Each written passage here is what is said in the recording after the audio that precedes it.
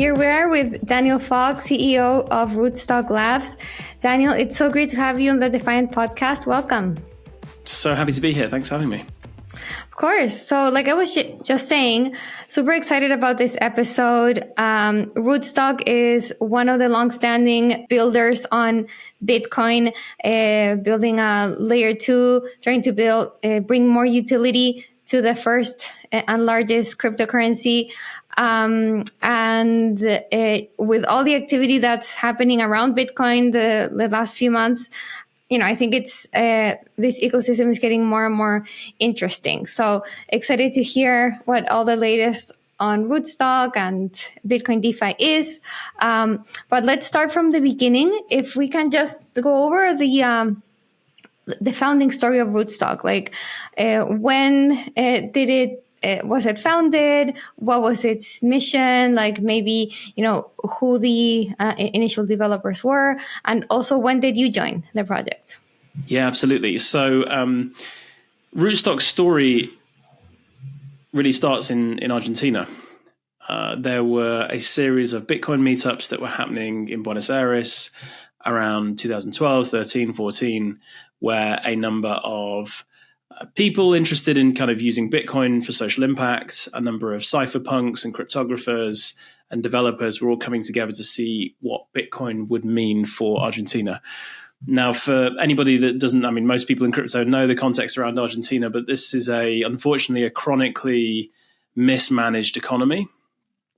Runaway inflation, people with their savings disappearing overnight. Some of the worst economic and civil violations you could imagine. And it was in this environment that Rootstock was born. In around sort of 2013, 2014, Bitcoin had been around by that point by about 5 years. It established itself as a store of value and as a payments mechanism and was kind of growing. And, around 2014, 15, the concept of a smart contract platform that later became Ethereum was proposed. And I think that the original contributors to Rootstock, they recognized the power of Bitcoin as a fully decentralized means of storing value and paying. But really, if you want to build an economy, you want to build a financial system to parallel that of a nation state or the world, you need more than that. You need to build out all sorts of different use cases, the mechanisms to invest, build primitives. You basically need a smart contract platform. And so the original idea of a Bitcoin sidechain was first proposed back in 2014-15. And I think really there was a light bulb moment. I think my understanding is that the history of sidechains and scaling layers and layer 2s goes all the way back to Satoshi Nakamoto, who originally proposed some of this stuff to scale up Bitcoin. But it was entirely theoretical until a proposal was made, and then really it was Sergio and the Rootstock team that sort of said, "Hey, we could actually build this. We could take the Ethereum virtual machine where you have the programmability, it's true and complete. You can build an entire computing, build an entire stack on there, and what Bitcoin offered and a mechanism to basically fuse the two." And that was, I'm kind of skimming over a lot of the details here, but that was the original idea between Rootstock, the best of both. And so, a white paper was published, and then we made the idea of a Bitcoin sidechain go from theoretical to practical. Launched in 2018, in January 2018. It's been live now for 6.5 years. Obviously, in the early days, it was one of the first layer ones back then. Now what's considered the Bitcoin L2. And it's been 6.5 years of basically building it out. Nice. And were you around since that time, since 2018? No, I have a sort of parallel journey. So my first exposure to crypto was late 2012. And then in early 2013, a friend of mine took me to a conference to South by Southwest in Austin, and he was super excited about Bitcoin and was trying to get me into it. No, I didn't buy any back then. Wish I had. And I was working at the time on basically working on Internet of Things technology. I spent a period of about 4 or 5 years building out a a product called Buffalo Grid that provided remote power and internet access to rural communities. And in fact, it was actually working in that I started to realize what an issue digital payments outside of the Western world really was. My background is in the combination of macro geopolitical trends, emerging technology, and how emerging markets and emerging technology all fuse together to create opportunities for basically solving some of humanity's biggest problems. And so I was back then focused on how you address the power and internet shortage in rural communities. There was over 3 billion people who didn't have access to easy to use renewable power. And yet within that group, you had a huge amount of people, billions of people that were accessing the internet. And as the economy was going more and more online, this issue of getting access to power and internet was becoming a blocker and preventing people from joining the global economy. So I was kind of on that track. And I spent a lot of time solving micropayments problems at the end of a dirt track in North India, where I spent sort of 4 or 5 years on and off. And that kind of journey went where it went. And then in 2020, when the Rootstock Labs team, back then referred to as, known as IOV Labs, were trying to build out the RSK ecosystem, Rootstock ecosystem. I met with Diego and Sergio and Adrian and the founders, and they were really trying to scale the ecosystem up. And I was blown away by the technology, by what they built. This best of both worlds. Still to this day hasn't been. There really hasn't been anything that's come close to what Rootstock has managed to achieve in terms of technical architecture. And I've been on the journey ever since, like coming up for 4 years really soon. Awesome. Can we dive a bit deeper in the Rootstock architecture? So you mentioned it's based on the Ethereum virtual machine. So there's, I guess, like a fork of the EVM, which you use. I understand there's also something called merged mining. There's the two-way peg. How do all these pieces fit together? Sure. So, I mean, there's lots of definite. So firstly, L2s, that's an Ethereum concept that's been ported into Bitcoin to help people understand what scaling layers for Bitcoin would look like. But really, there are lots of different types of scaling mechanism for Bitcoin. For example, you would consider both Lightning and Rootstock as an L2, when in fact they're very different types of technology trying to solve very different problems. One's about, low cost, high speed micropayments. The other one is about building smart contracts, and they're completely different. But it's helpful because it allows people to understand what this Bitcoin L2 space is.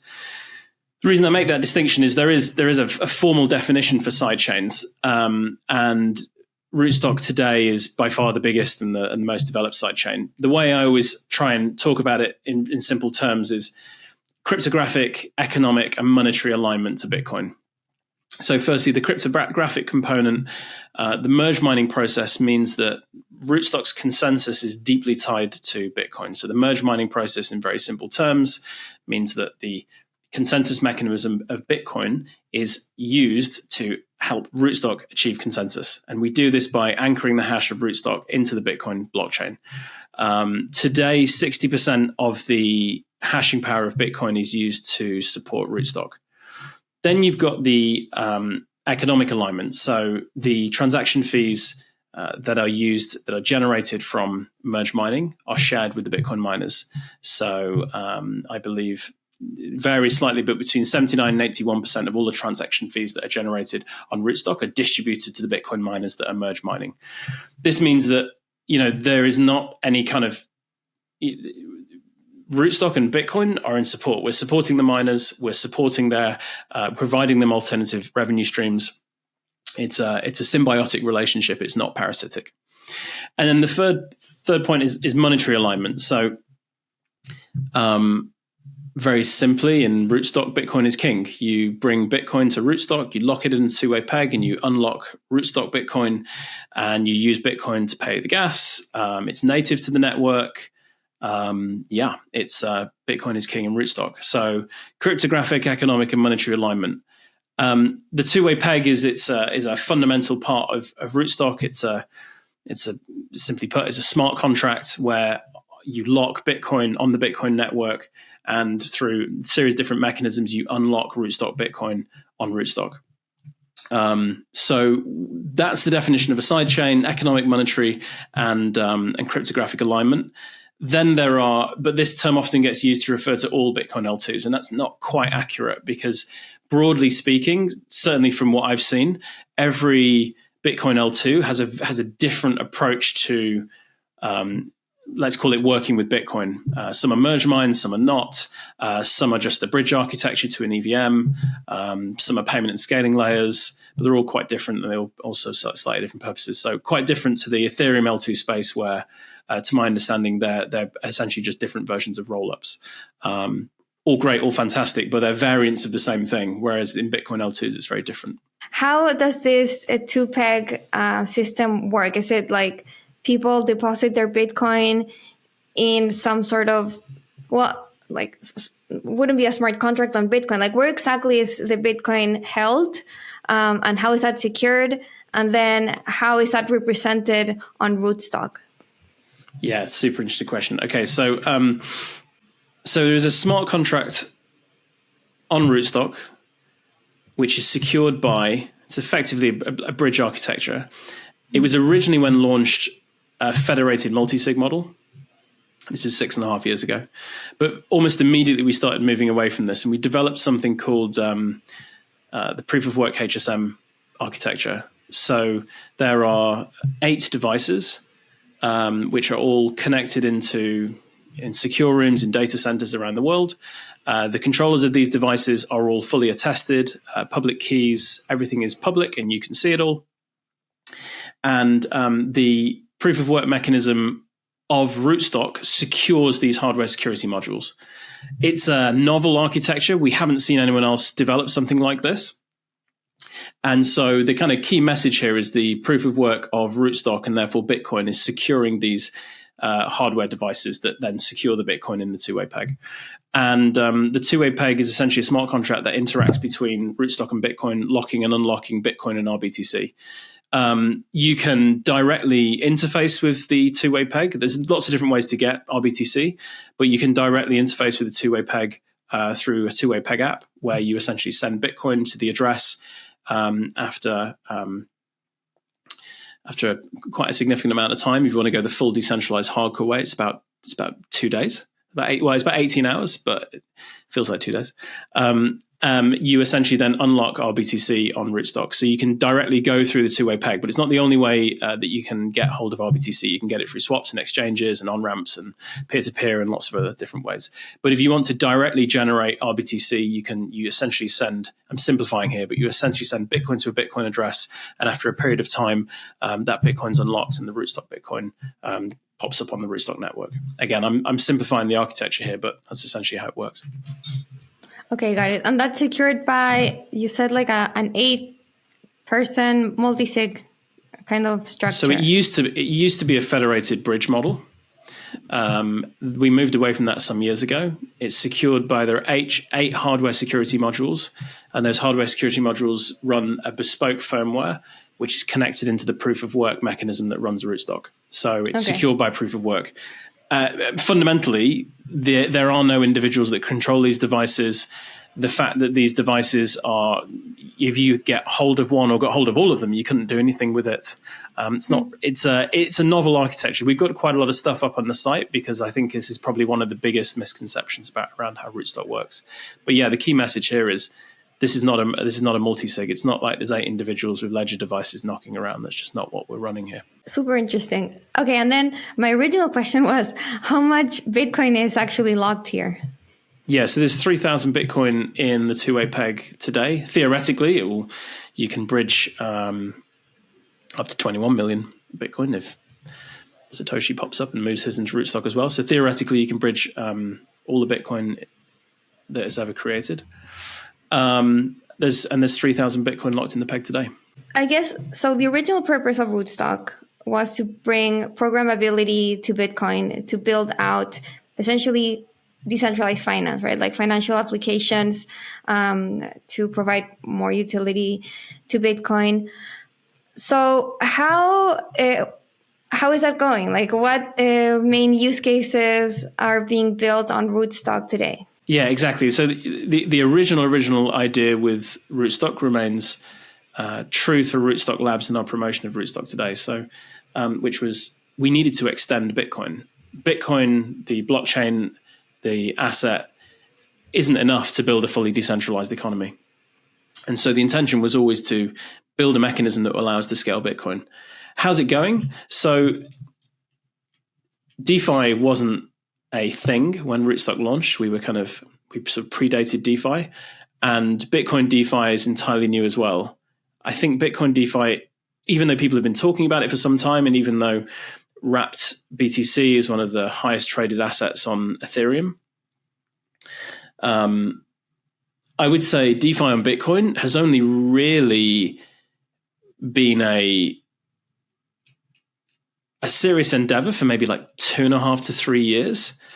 And I'd really say it's only starting to mature as a subsector of the crypto space in the last like 9 to 12 months.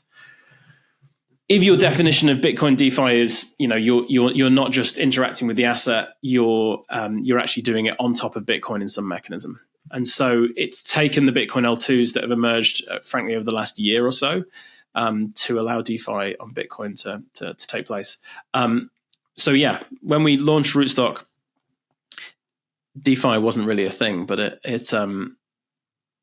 it was really the intention all along, which is to provide a mechanism to construct an economy that was independent of national state control.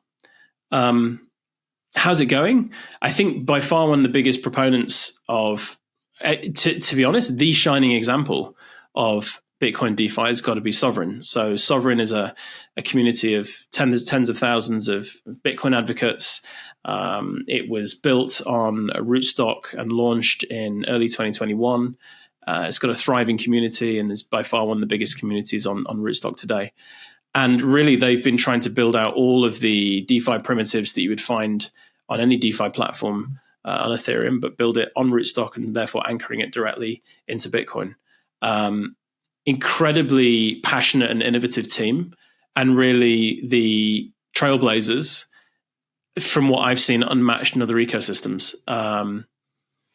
So how's it going? I think definitely they'd be the shining example. But if you think of the more expansive definition of DeFi, one of the like notable projects in Rootstock that I kind of always like to talk about because it's such an interesting protocol is Money on Chain, which is a Bitcoin collateralized US dollar peg stablecoin. Extremely secure, highly decentralized, fully Bitcoin native, Bitcoin collateralized, never gone down, never depegged. Remarkable team building that out. It's a very capital intensive protocol. I think they have a over collateralization ratio of 7-1, and that creates scaling problems for it as a stablecoin. But it's by far the most impressive decentralized stablecoin architecture I've ever come across. Over the last, one of those kind of super exciting things for us at Rootstock is over the last 6 months, things have really started moving on the network.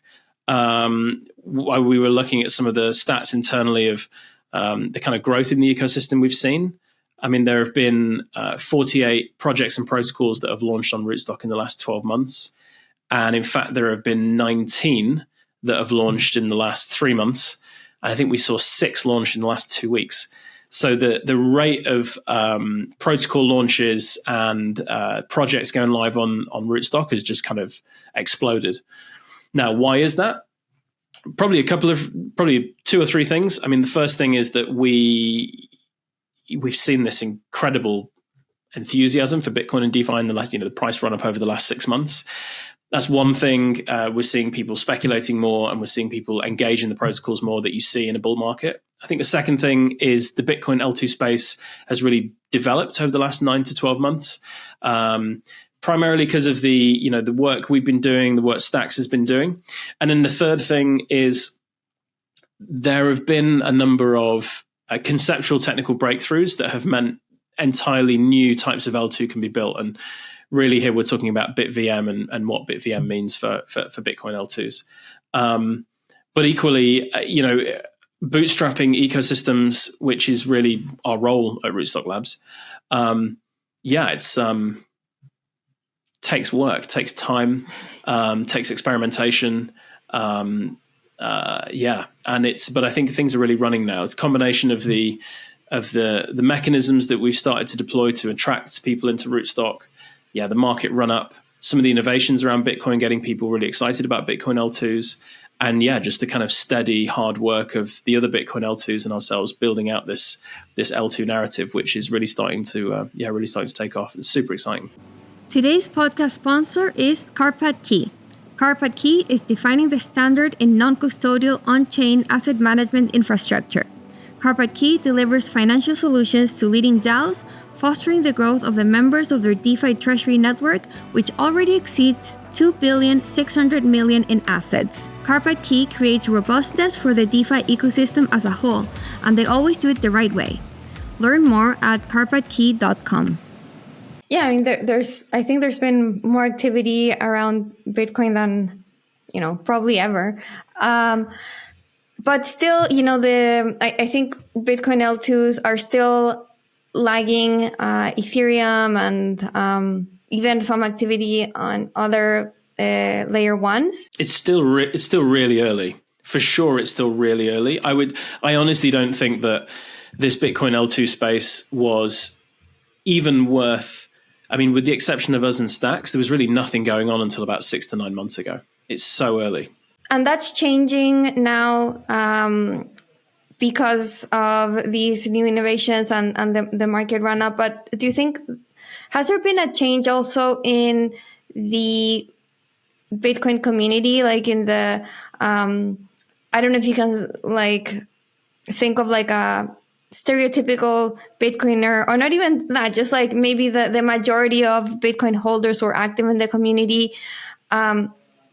Is it fair to say that they were less open to the idea of DeFi on Bitcoin before, and now that's changed? And if that's the case, what do you think is driving that? Yeah, I'm always cautious when talking about the Bitcoin community in monolithic terms. Yeah, of course, there's lots of different people in it, but yeah. And I think when you think about crypto in general,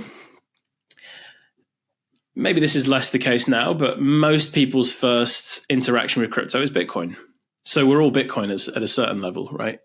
However, there are kind of more extreme voices in this space. It is a highly culturally and even religiously,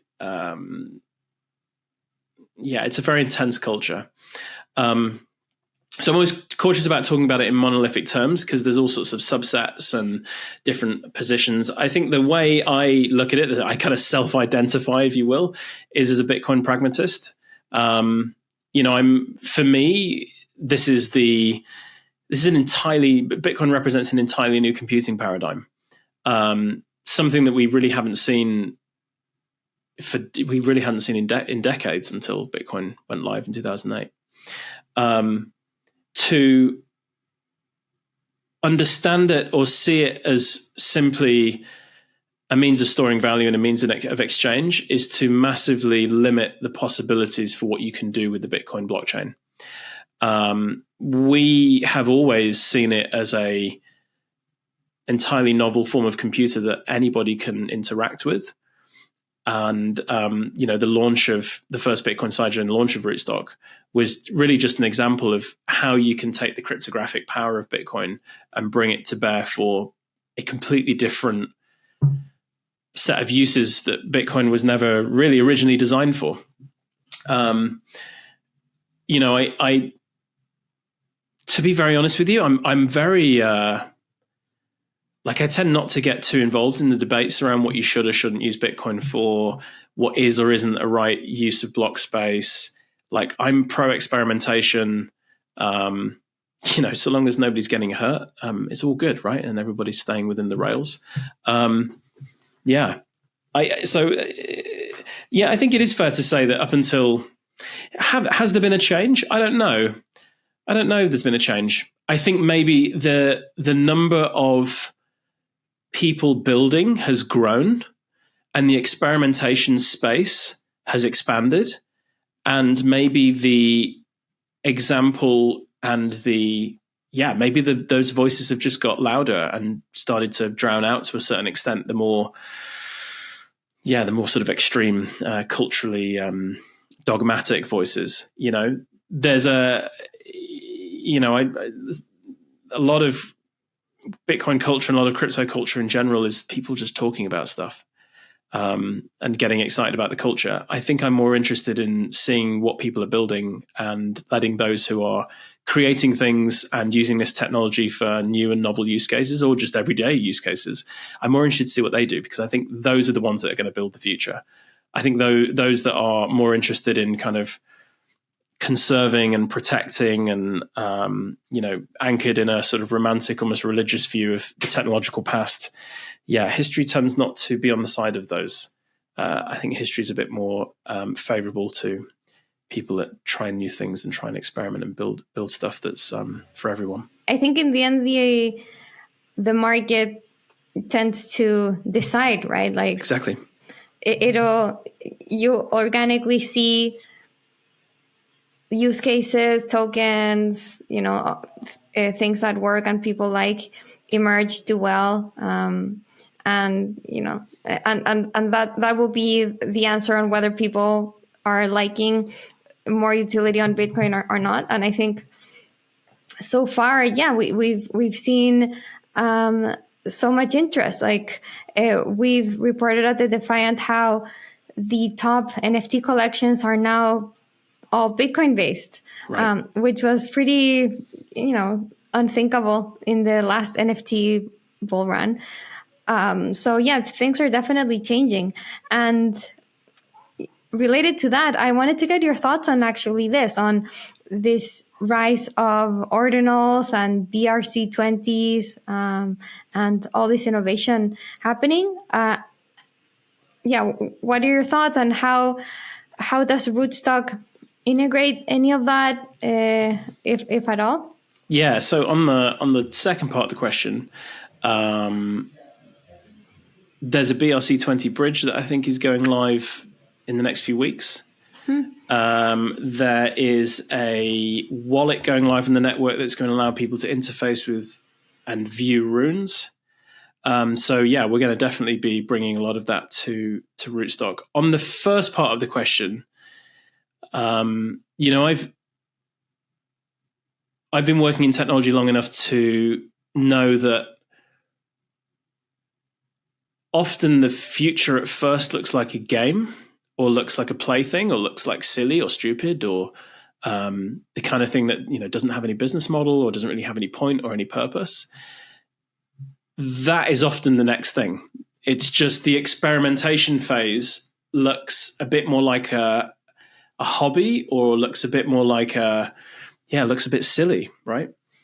But I've seen time and time again that if you're able to look through the kind of play, which is essentially what the early experimentation phase should be, if you can see through the play, what you're often looking at is sketches of interfaces or sketches of use cases that for example, I was looking at I can't remember what protocol it was, but I was looking at a BRC20 interface the other day, and I was like messing around with it, and I thought to myself, and I can't remember exactly. There was like faces and JPEGs and cartoons and images and stuff, and I thought if you kind of strip all of that out, you're essentially looking at an interface for a housing market here. But at the moment, it's like JPEGs of dogs with hats and like wizards and stuff. And I just I think it's super, super exciting and super interesting. Do I think the global economy is going to be built off wizards and like badly spelled names of US presidents? No, but that's not the point. The point is we're experimenting, we're playing, we're trying things. And once that settles, some of that will stay because that's part of the culture and that's awesome. But once that settles down, when you look through that, you're looking at an interface for real world assets. You're looking at new art markets. You're looking at mortgage systems. You're looking at an economy emerging. But bunch of this stuff's coming to Rootstock. We've got, like I said, we've got bridges launching live. We've got wallets going and coming online the next couple of weeks to allow some of this stuff to come onto the network.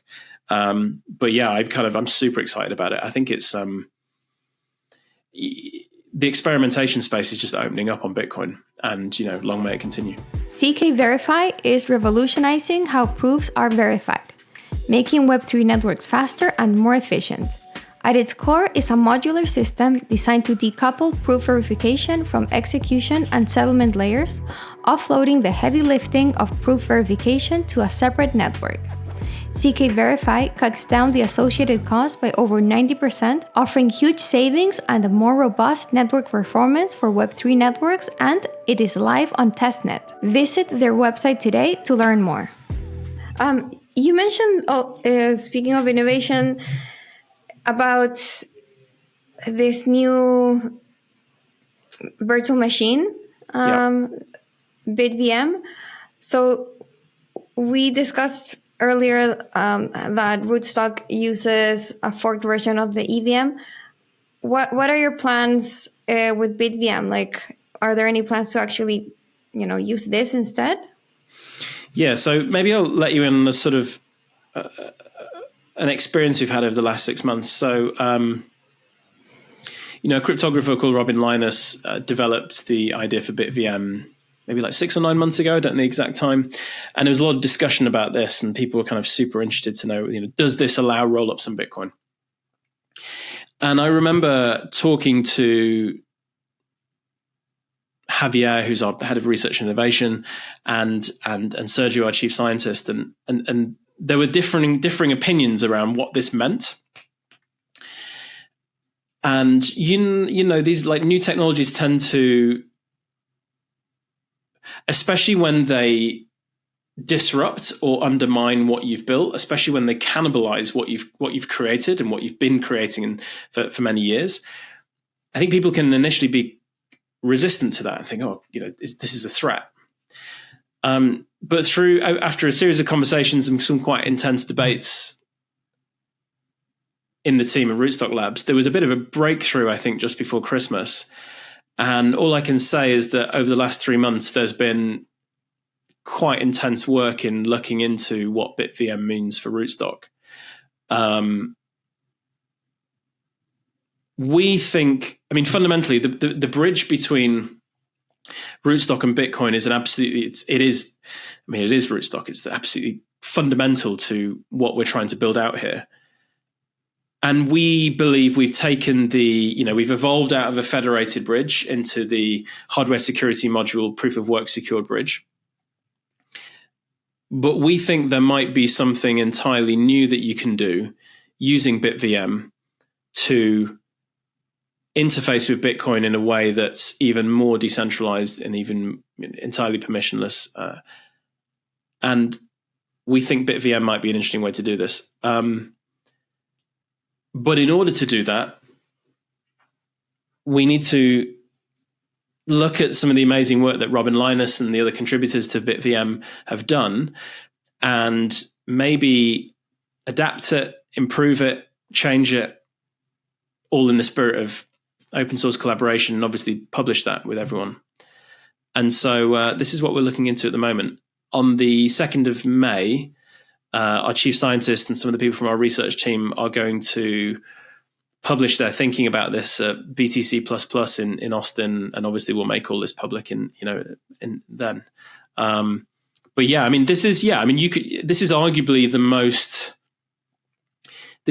most technically interesting thing to happen to Bitcoin since Rootstock, I would argue, but certainly since Rootstock, since Lightning, this is an entirely novel new way to scale Bitcoin. And we're going all in. We think there's something really, really exciting here, and we think there's a lot of work to do, but we're going all in, and we're putting a lot of resources and quite a big team behind allowing this to transform Rootstock, and then sharing all of that with the wider Bitcoin L2 community as well. Wow, so interesting. Definitely we'll keep an eye out for that paper and see what your thoughts are on how you can keep improving the BitVM and using it on Rootstock.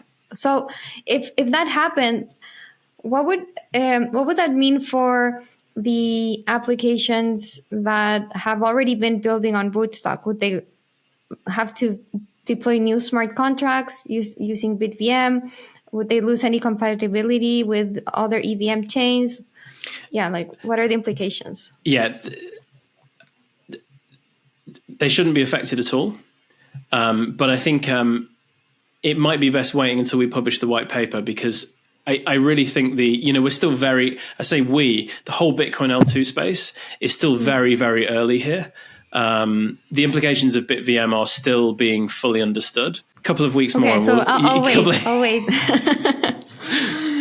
Okay, sounds good. Then I wanted to ask you a couple of other a bit more technical questions. I asked on Twitter what people wanted to know. I got a few questions on your merged mining mechanism.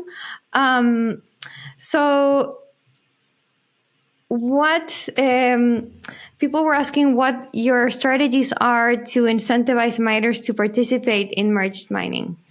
Yeah, really good question. So do you know what I'm going to do? I do this live.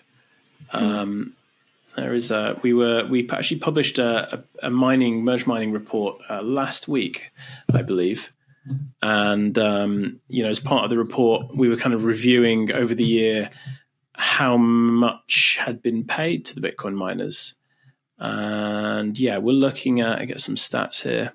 Yeah, it's a significant amount. I'm not going to quote the stats live, but there's hundreds of thousands of dollars a year, several hundred thousands of dollars a year going to the Bitcoin miners. I'm cautious of quoting the stats in case I get them wrong, but several $100,000 a year are supporting the Bitcoin miners with a completely alternative revenue stream that is independent of Bitcoin mining, but using the same compute power. And this is why when we say that we're economically aligned to the Bitcoin miners, we're literally Rootstock is providing entirely new revenue streams for them. And we believe very strongly that other Bitcoin L2s should follow a similar path, because supporting the Bitcoin miners is, they of course have their own independent economic model, but if you're building an economy off the back of the proof of work mechanism that they're building, we think that you should be contributing to that, and you should be sort of paying your way essentially. And Rootstock definitely does.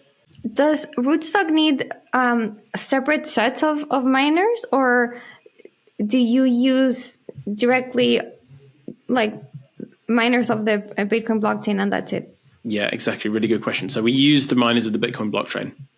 The merge mining process essentially, I can probably give you a quick list. So Antpool, Brains, BTC.com, F2 Pool, Luxor, via BTC, SecPool.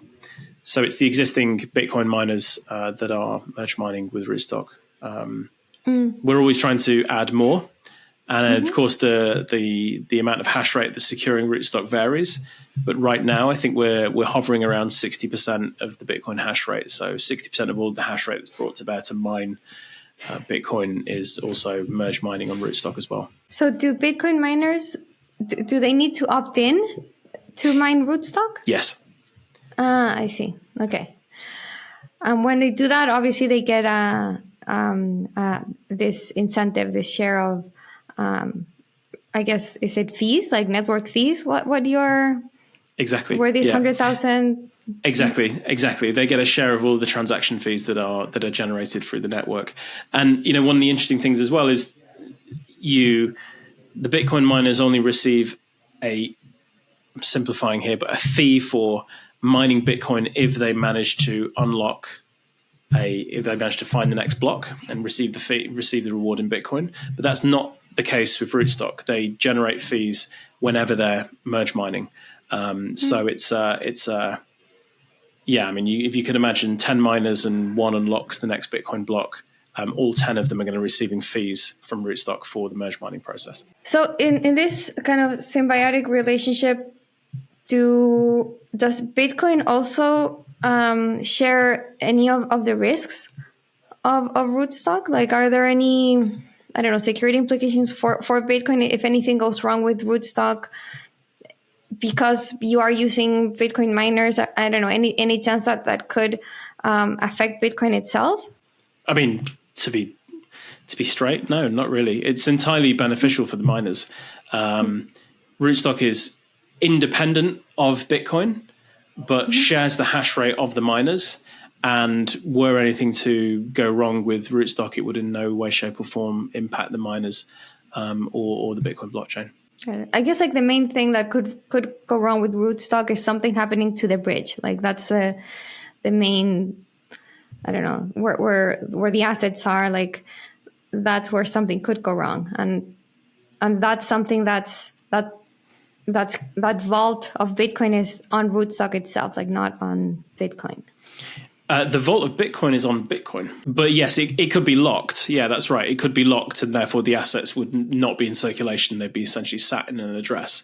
Yeah, but they wouldn't in any way. I mean, yeah, they wouldn't in any way impact the operation of Bitcoin. It would just be, like somebody lost their, these historical stories about people losing their USB sticks in the garbage and behind down sofas. It would just be another one of those.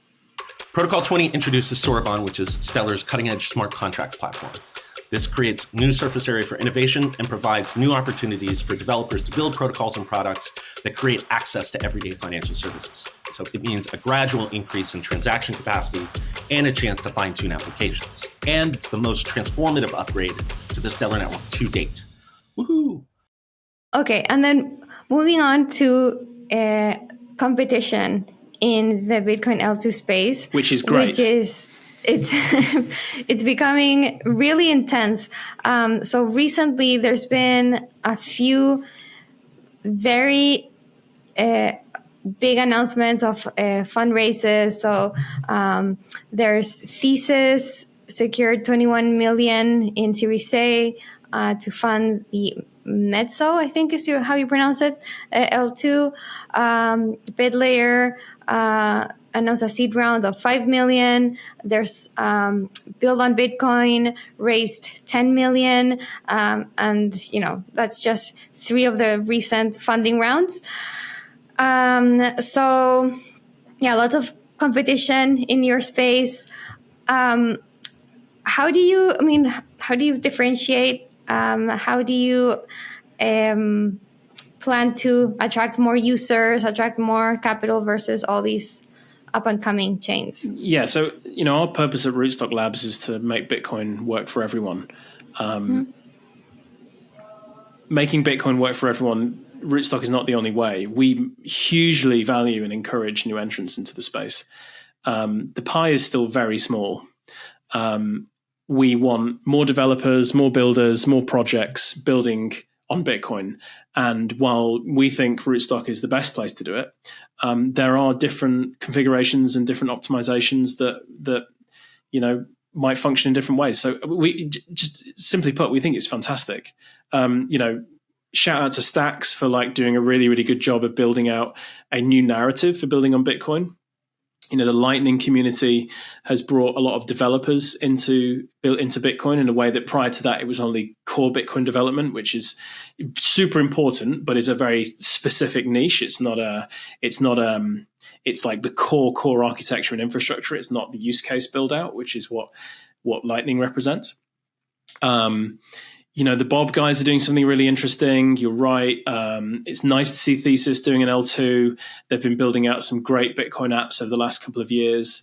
Honestly, I think this is only positive. How do we differentiate? Well, if you simplify what a lot of these teams are doing is very similar to what we're doing, which is that first you need novel architecture, more secure or faster or better interoperability or use case specific or app specific or whatever it might be. But then you need to build an ecosystem. You need to build an ecosystem of developers and capital and enablers and all the different partners that you require in order to build out a Bitcoin DeFi ecosystem. So in terms of differentiators, I think one of the big ones is that we already have a thriving ecosystem on Rootstock. There's over 117 partners and protocols that have integrated with or are live on the network. We've done all the hard dog work of building from baseline during a bear market, during a cold winter, multiple cold winters. And I think that means that the community's got an incredible amount of experience, a lot of the narratives that you need, because of course narrative market fit is really important here. A lot of the narratives you need to explain to people why DeFi Bitcoin, why using protocols on Bitcoin is something that something different and novel and exciting in comparison to Ethereum. A lot of the community in Rootstock has been doing that now for several years. So the idea that you can fork the protocol but you can't fork the ecosystem, I think, is a really, really powerful one here. So differentiating factors of that. When you look at technical architecture, we believe very strongly that our approach through the two-way peg architecture, it's interesting. Our two-way peg often misunderstood, and it often receives a lot of criticism because of the original architecture. So if you look in the original white paper, the architecture for the two-way peg is completely different to the one we operate now. It's kind of evolved over time, but it's still by far the longest lasting, most secure and highest performance Bitcoin bridge in operation today into a Bitcoin L2. A lot of the BitVM implementations are either theoretical or testnet only at this stage. We welcome new entrants. We welcome like I said, if there's anything I can say about Rootstock, the Rootstock community and the people at RootstockLabs, we're pro innovation and pro experimentation on Bitcoin. We're not going to be able to extend Bitcoin alone as a single L2 community. We need a whole army of builders and developers and innovators doing this. I think it's super positive.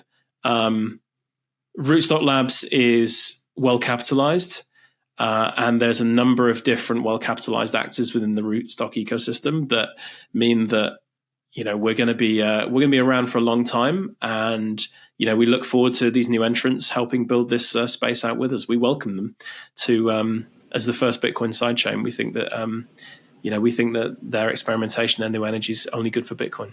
Very, very politically correct answer, but it's true though. Yeah.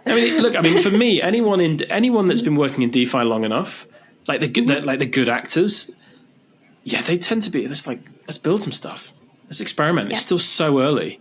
Crypto hasn't taken over the global economy yet, right? And it's for good reason. There's so much more to do, and we're not going to do it alone. And the idea of sort of monolithic chains and single genius teams that can change the world is a kind of a bit of a fiction in my mind. We need a huge movement to disrupt the global economy. So, and we think a really, really important part of that is smart contracts and Bitcoin. So we welcome all these teams. I think it's great. I think it's fantastic, honestly. Not just politically correct, but also true. Yeah, no, I get it. No, and I agree. I think, obviously competition is good for everyone. Which, leads me to the following question about competition, not just within the Bitcoin ecosystem, but between other blockchains. And what's your view there on the future of crypto? Like, do you think that there's room for many layer ones, like for many of these smart contracts based ecosystems to take over the financial system, or do you think it has to be Bitcoin long term? Yeah, good question. So there's space for lots of different L1s for sure. Different L1s and Ethereum L2s are better configured for different use cases. It's just true. Some are more secure, like Rootstock. Some are faster. Some are cheaper, like Optimism. There are. If I sort of think maybe like 20 or 30 years into the future, with a lot of blockchain networks having reached what they would consider like a successful endpoint, it's not going to look like one or two or three and all the others are gone. It will probably look like hundreds, with those that have really thrived being either highly specialized at something or particularly good at interoperability. I think when you think about Rootstock's place within that, what is unique about Rootstock is it is extraordinarily secure. when we say that Bitcoin is the second most secure blockchain on the planet after Bitcoin, and the most secure smart contract platform on the planet, it's because of the hash rate, the proof of work hash rate that's securing it. It's extremely secure. Bitcoin is entirely native. You can interact with Bitcoin on Rootstock in a way that is simply not possible in Ethereum or other EVMs or networks that are not anchored into and connected into the Bitcoin in the same way that Rootstock is. So that's kind of how we differentiate ourselves. But I think we're going to have, there will probably be 10 or 15 or 20 game-specific networks or networks that are particularly useful for gaming alone. And that's just a tiny segment of the global economy. And do I believe the entire global economy is going to move into blockchain networks? No, but I think certain large parts of it definitely will. The way I think about this, if you think about the last 25 years and how software and the internet has essentially taken over every aspect of every economic interaction we make is in some way mediated by the internet or mediated by technology. You have to at least partly accept that money and the economy is going to go the same way. And when you map that out, it can either go in a highly centralized direction or a very decentralized direction, or some strange combination of the two, where different use cases are more or less preferable for centralized or decentralized systems. So yeah, all economic activity will go digital. And then eventually most economic activity will become digital native. And within that, it's very easy to see how a very large portion of it will be entirely run on decentralized networks like Rootstock. Exactly how it's going to shake out, who's going to win, who's going to lose, it's still too early. But I think where I get most excited is not in the kind of player versus player crypto casino, or not in the highly technical arguments around one network over another, even though that's super important. But when you see real world use cases being naturally better, either on Bitcoin or on blockchains, and that's where emerging market use cases and uses of stable coins, Bitcoin payments between different communities in Africa, cross-border payments across Africa using Bitcoin as a store of value instead of US dollar stable coins. I think that's where you can get a glimpse. You can think, okay, how does this map? Where does this go over the next 10, 20, 30 years? I think that's where you see the future. You're going to see extreme cases where economies collapse or economies go through these kind of significant shocks, and Bitcoin specifically or crypto networks emerge as a kind of backup or a replacement. But I think that's going to be that's rarer, and it will only be in extreme situations like war or kind of some kind of economic collapse. What you're instead going to see is slowly but surely economic activity operated on blockchain networks will just become a thing that's happening in the background and we're not entirely aware of. It will just become the rails. And yeah, I'm here for the journey because we've got to build it. It's not going to happen automatically. Yeah, I absolutely agree that it just makes sense for most of economic activity to happen on chain, just a better infrastructure for finance. So yeah, it's a matter of time, in my opinion.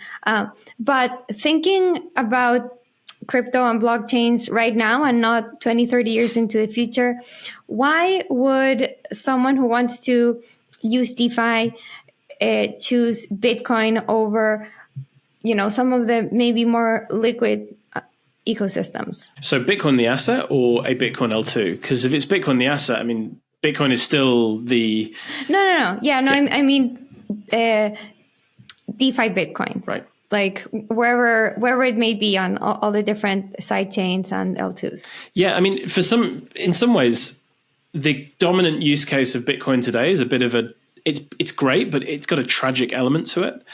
Everybody experiences Bitcoin, they onboard into crypto through Bitcoin, they hold Bitcoin in their wallets, and it just sits there. It sits in centralized exchanges. Right, it sits in centralized exchanges. And it doesn't do anything. And I feel quite strongly that this has to change.